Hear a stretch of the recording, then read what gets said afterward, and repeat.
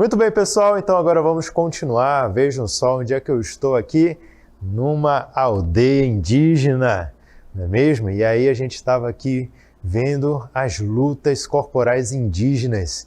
O pessoal aqui estava me falando sobre como que é as lutas indígenas e que a gente quase não ouve falar, não é mesmo? Infelizmente isso reflete a desvalorização da cultura indígena que ainda existe muito aqui no nosso país. Mas a gente precisa resgatar também esses conhecimentos milenares, desses povos que já habitavam o país há muitos séculos atrás, antes mesmo da colonização, certo? Então, as lutas corporais indígenas, elas são as lutas mais praticadas no Brasil, as mais antigas praticadas no Brasil.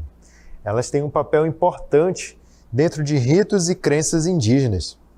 Então, as lutas elas adquirem um significado muito maior para os povos indígenas, que não é somente questão esportiva, mas também está relacionado a ritos e também rituais religiosos indígenas, crenças indígenas.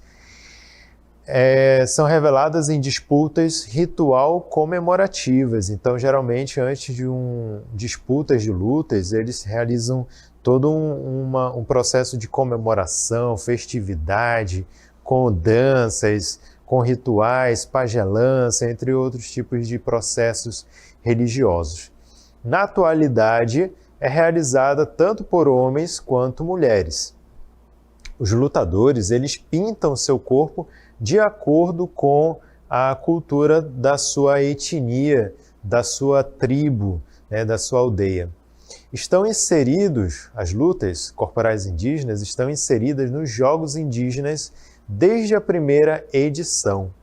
Então, pessoal, é o seguinte, a gente precisa ter noção de que antes da colonização havia muitos e muitos povos indígenas aqui no Brasil inteiro. O Brasil não era despovoado, era um território vasto, imenso, e ao longo de todo esse território havia muitas nações indígenas, certo? Então, ao longo de toda a costa brasileira, todo o litoral, desde o Nordeste até o sul do país, era preenchido por muitas etnias indígenas, muitas nações, muitas tribos.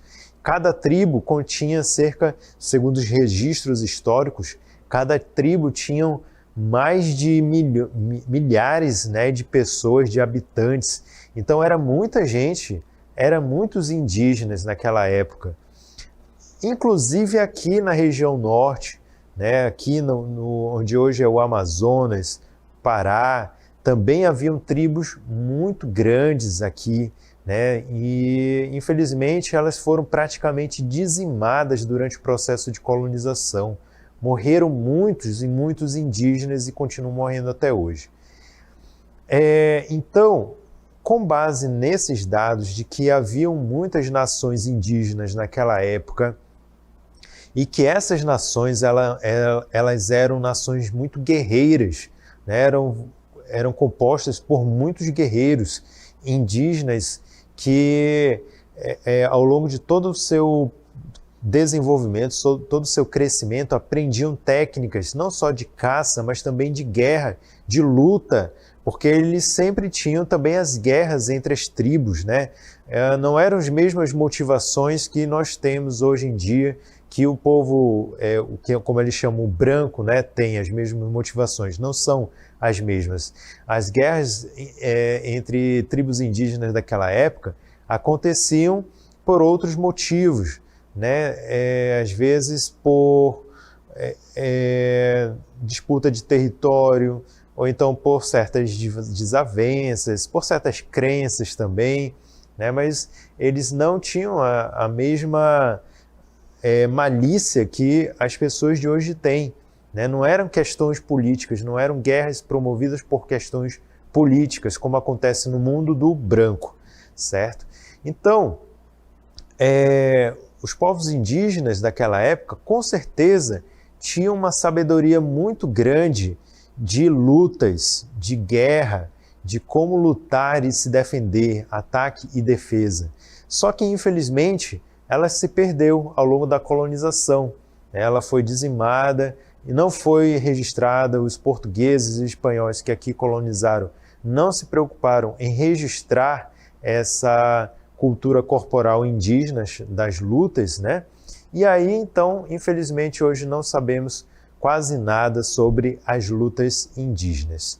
Mas o que se sabe, né, que é pouco, o que se sabe, nós vamos passar agora para vocês, começando sobre a mais tradicional, a mais popular de todas as lutas conhecidas hoje em dia, né? Uma das únicas que se conhece e que se preservou, sobreviveu até os dias de hoje. Chama-se Ruca-Ruca.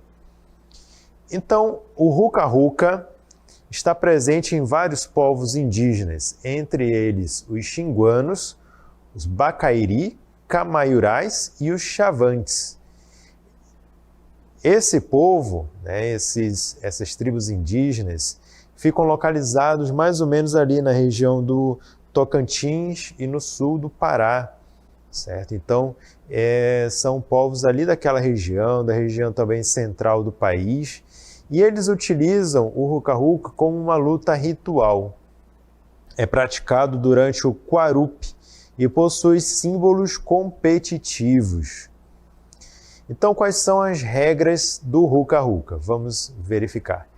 Ele inicia quando o dono da luta caminha até o centro da arena e chama os adversários pelo nome. Então, existe uma figura lá dentro que se chama dono da luta, que é geralmente ocupado pelo pajé, pelo chavante daquela tribo.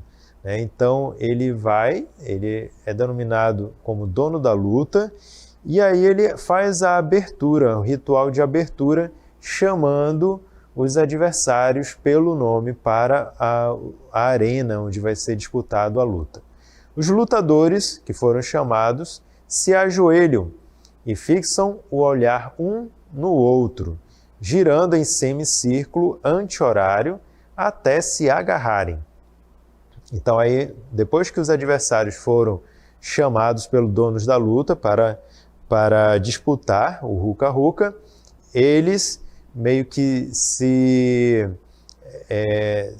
põem de frente um para o outro, e aí eles começam a girar, ficam girando em círculos, girando, fazendo alguns grunhidos, imitando animais, né?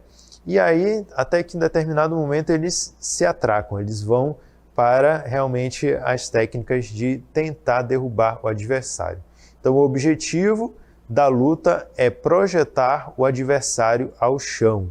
Então, se desequilibrar o adversário, fazendo ele ir ao chão, completamente com as costas ao chão, ele perde. Para isso, pode ser utilizado pegadas, agarres, né, com as mãos, pode ser utilizado puxões, empurrões, alguns tapinhas, às vezes pode, né, certos tapas assim no braço, na perna, pode ser usado, mas não na região do rosto, e não pode ser utilizado socos, nem chutes, ou técnicas de contusão, né, que vão causar uma contusão no adversário.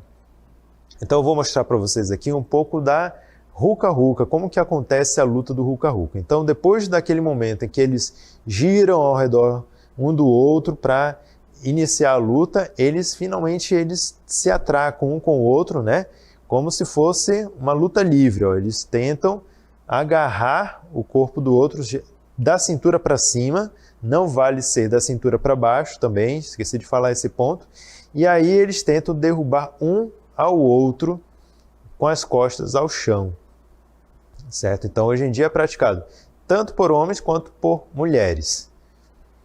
Então observem os detalhes, né? Eles podem segurar o braço do adversário, pode segurar um pouquinho a perna, mas não puxá-la, tá? Ele pode segurar um pouco as pernas para bloquear ali o movimento da perna, mas não pode puxá-la. Muito bem. Então, esses foram os detalhes aí do Ruca Ruca.